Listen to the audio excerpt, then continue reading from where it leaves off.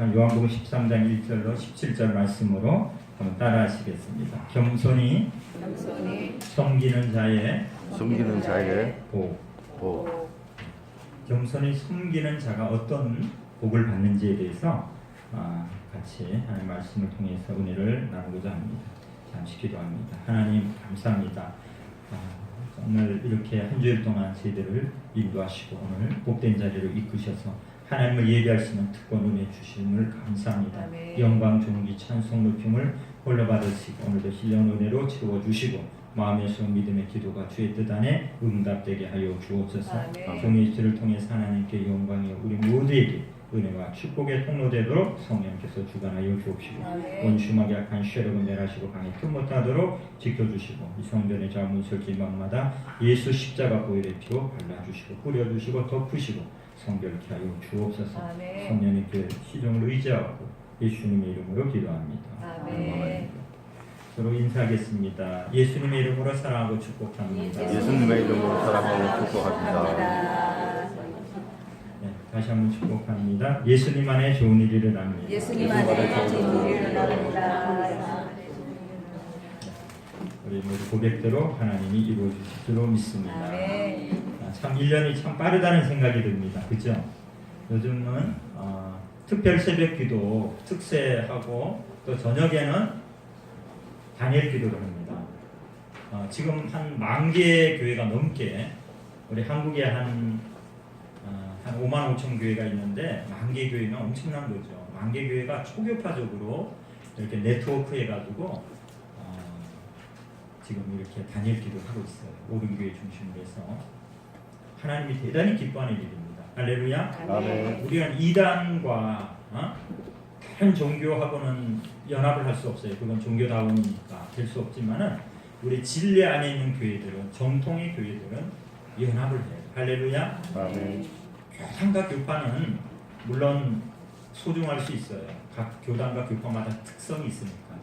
그렇지만은 우리는 교단과 교파를 초월해서 연합을 이루어야 돼요. 할렐루야. 아멘. 뭐 김씨, 이씨, 박씨, 정씨 다 있지만은 우리는 한 민족 한 나라를 이렇게 이루듯이 교단이 다르더라도 우리가 하나님 나라를 이루는 동일한 진리 안에 있다면 교단들을 초월해서 연합해서 같이 강단도 교류하고 같이 연합해서 연합 기도회도 하고 연합 예배도 드리고 전도도 같이 하고 선교도 같이 하고 연합을 이루어야 돼요. 할렐루야. 성경은 늘 연합을 강조합니다. 한 사람 빼고 기노마 두 사람은 강하나니 세 겹줄은 쉽게 끊어지지 않습니다. 한 사람이 천을 쫓고 두 사람이 만을 쫓는다.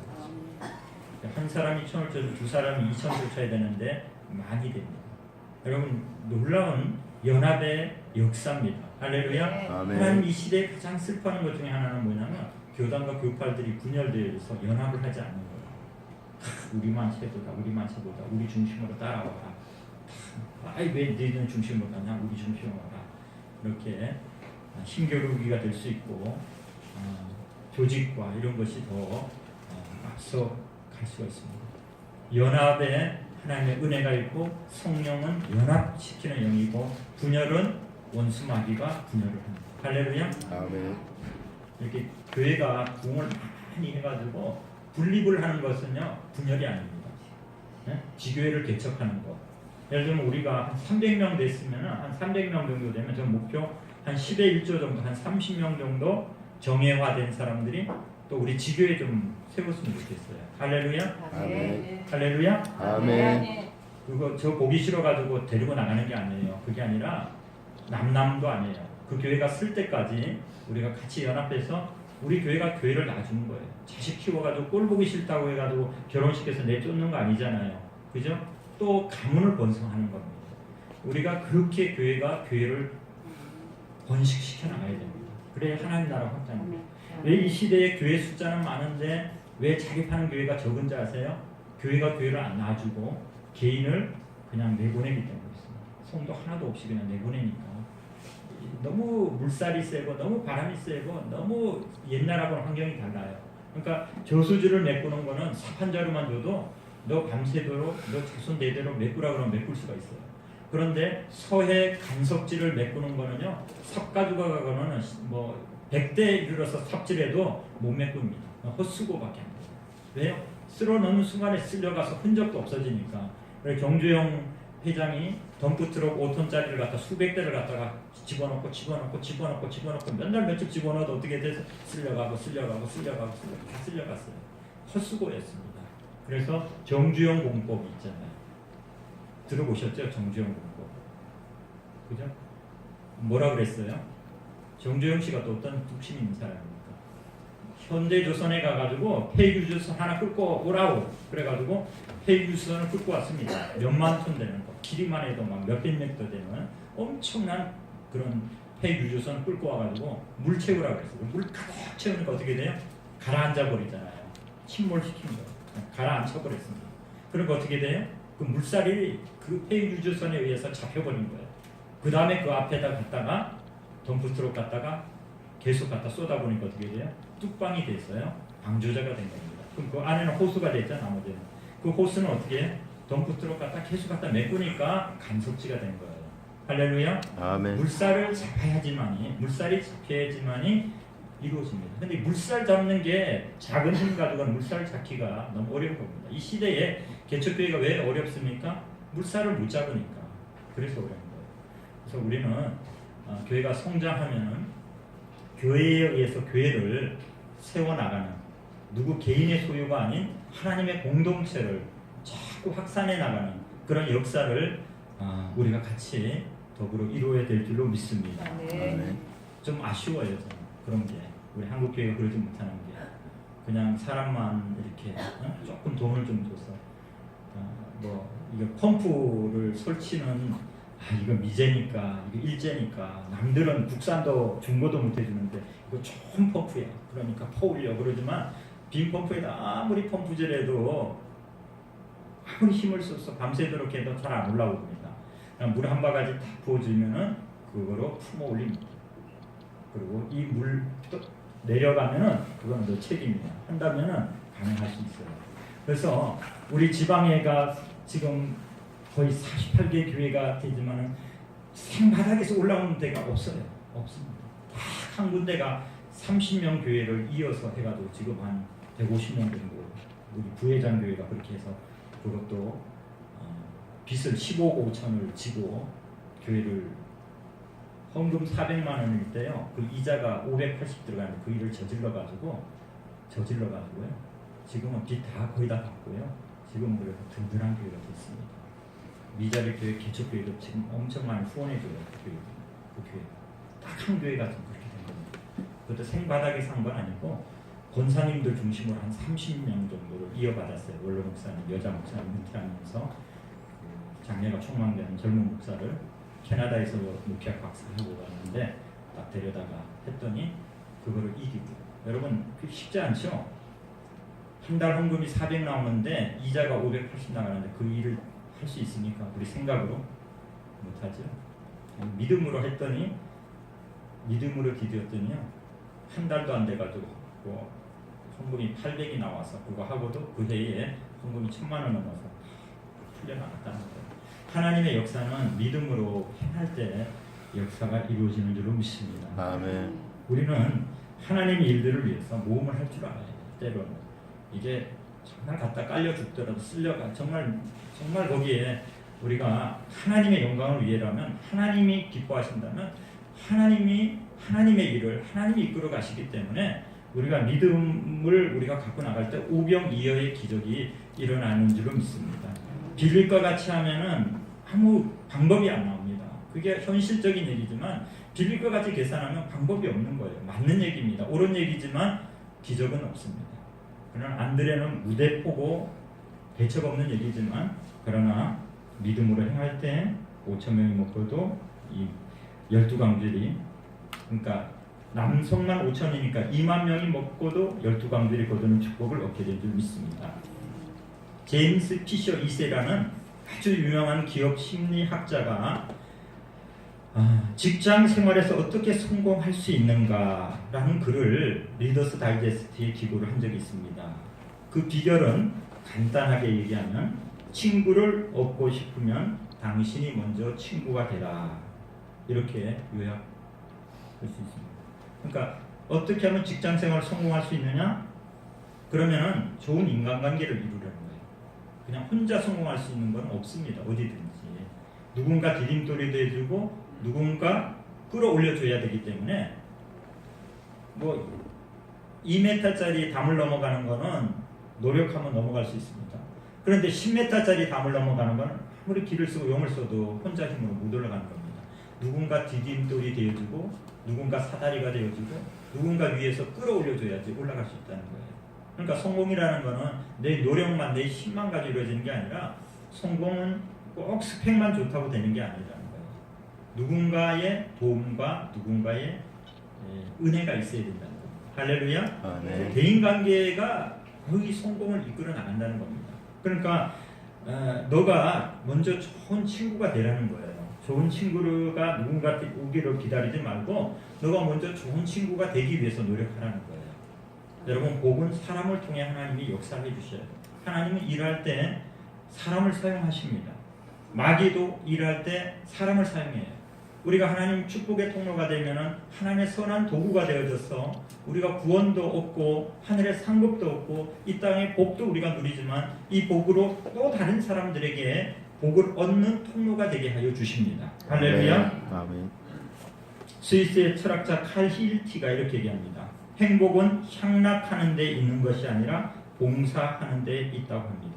성공의 비결도 봉사 있고 행복의 비결도 봉사 있습니다. 남을 도울 때에 나도 성공하고 행복한 삶을 얻게 된다는 거예요. 아멘. 우리 기독교가 어떤 종교입니까? 기독교는 섬김의 종교입니다. 봉사의 종교예요. 그러니까 우리가 예배라는 게 뭐예요? 영어로 예배가 뭡니까? 워십 서비스입니다. 서비스가 뭐예요? 서비스가 섬김이고 봉사입니다. 하나님을 섬기는 봉사예요. 또 이웃을 섬기는 봉사입니다. 이게 예배라는 거예요. 우리는 이 자리에서는 하나님을 섬기는 자리입니다. 할렐루야. 아멘. 우리가 이 자리에 나가면 어떤 자리예요? 하나님도 섬기면서 이웃을 섬기는 자리입니다. 할렐루야. 아멘. 하나님을 섬기고 이웃을 섬기는 게 십자가에 나타나 있잖아요. 수직으로는 하나님을 섬기는 거고 수평으로는 이웃을 섬기는 거예요. 우리 기독교 신앙을 한마디로 얘기한다 그러면 뭐예요? 십계명에 나타나 있죠. 하나님을 사랑하라, 이웃을 사랑하라. 딱 두 절입니다. 한마디로 딱 얘기하면, 한 단어로 얘기한다면 사랑입니다. 사랑하지 않는 자는 하나님 알 수 없나니 이는 하나님은 사랑이십니다. 할렐루야. 아멘. 그러니까 여러분, 섬김이 사랑입니다. 기독교는 핵심이, 심장이 뭐예요? 사랑이에요. 하나님 사랑, 이웃 사랑입니다. 여러분, 사랑하게 될 때 행복해지고 사랑하게 될 때 생명을 얻는 것입니다. 아멘. 남녀가 사랑해서 생명을 잉태하는 거예요. 할렐루야. 아멘. 이스라엘의 탈무드에 결혼한 딸이 친정에 오면 어머니가 당부하는 말이 기록되어 있습니다. 내가 만일 남편을 왕처럼 존경하면 내 남편은 너를 여왕처럼 대할 것이다. 그러나 만일 내가 자존심을 내세워서 남편에게 봉사하기를 싫어하고 거절하면 내 남편은 너를 힘으로 하녀같이 부릴 것이다. 여러분들도 남편을 왕처럼 존경해서 여왕들이 되시길 바랍니다. 아멘. 통계에 의하면 2016년 한국의 이혼율이 33.7%, OECD 국가 중에서 1위에서 3위를 왔다 갔다 하고 있습니다. 우리나라가 참 대단한 나라예요. 하여튼 뭐든지 1위 다 휩쓸어 버리는데 뭐 교통사고 사망률부터 해가지고 뭐 자살률도 그렇고요. 1950년대에 비해서 13배 이상의 이혼율이 증가했대요. 2배도 아니고 13배예요. 아니 50년대 우리 아버지 세대들 살아가신 분들은 보면 더 못 배우고 더 가난하고 더 술주정뱅이고 더 두들겨 패고 더 노름하고 더 남봉질하고 뭐 여자 척 몇 대를 살고 다 더 형편없이 살았는데 그래도 그 공양하고 그래도 남편이 경제적 능력 없어도 그 정신 바짝 차리고 그렇게 해서 가정을 자녀들을 키웠습니다. 근데 요즘은 그래도 하는 대로 어느 정도 훈련 받아가지고 어느 정도 설거지도 하고 뭐도 하고 도와주고 뭐 이렇게 해도 안 삽니다. 왜 그렇습니까? 왜 이렇게 이혼들을 많이 합니까? 오늘날 사람들은 자기밖에 모른다는 거예요. 아내는 아내대로, 남편은 남편대로 자기 생각만 합니다. 가정이 불행해지는 것입니다. 그래서 남편이 병들면은 도망칠 생각만 합니다. 요즘은 남편들보다 아내들이 더 이혼을 요구한다고 합니다. 말다툼 한번 심하게 하면은 그냥 갈라진다고 합니다. 또 갈라지되 자식을 서로 맡기 싫어서 고아원에 보냅니다. 그러나 이렇게 자기 생각만 한다고 해서 행복해지는 것도 잘 사는 것도 아닙니다. 이혼을 해서 또 새로운 사람 만나 살아보지만은 수가성의 그 우물가의 그 여인처럼 남편을 5번 바꿔치기 하고 6번째는 창피해가지고 결혼식도 못하고 그냥 공부하고 사는 그 여인이 왜 6번 동안 남자를 바꿨을까요? 아마 환경을 통해서 자기 자신은 돌아보지 않고 상대를 바꾸면, 조건을 바꾸면 행복해지리라고 착각한 거죠. 돈 많은 남자 만나면 행복해질 거다. 지식 많은 남자 만나면 행복할 거다. 권력 있는 남자 만나면 행복할 거다. 얼굴 잘생기고 힘 있는 남자 만나면 행복해질 것이다. 계속 바꿔봤어요. 계속 바꿔봐도 답이 없는 거예요. 행복하지는 않는 겁니다.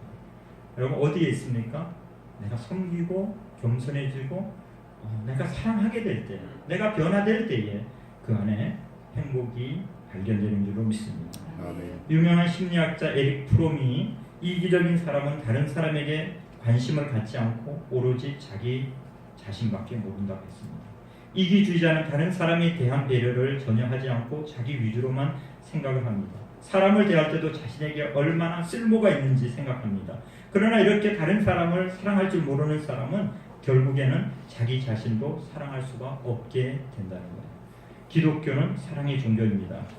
조이 송교회의 모토는 Jesus first, others second, you third라고 모토가 있습니다. 무슨 말입니까?